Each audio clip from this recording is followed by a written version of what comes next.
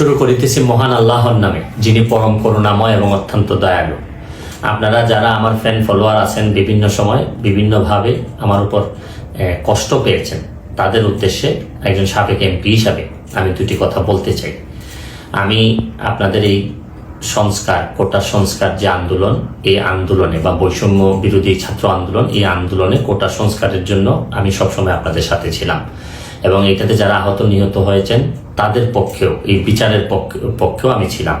কিন্তু আমার ব্যর্থতা হচ্ছে কি, আমি আপনাদেরকে বুঝাইতে পারি নাই। এটার জন্য আমি সম্পূর্ণ ব্যর্থ হয়েছি এবং আমি এই ব্যর্থ হওয়ার জন্য আমার যারা ফলোয়ার আছেন, যারা আমাকে নিয়ে প্রত্যাশা করেছেন, সবার কাছে আমি দুঃখ প্রকাশ করতেছি।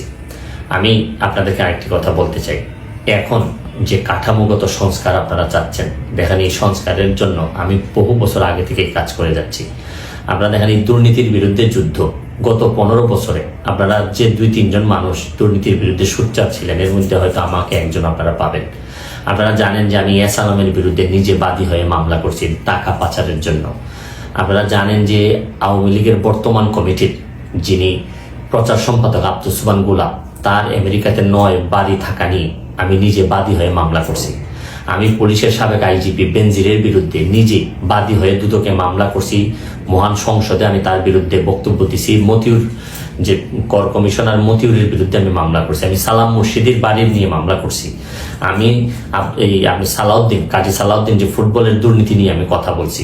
ওসি মুয়াজ্জেমের বিরুদ্ধে আমি নিজে মামলা করছি, করে তার 8 বছরের সাজা হয়েছে ডিজিটাল নিরাপত্তা আইনে।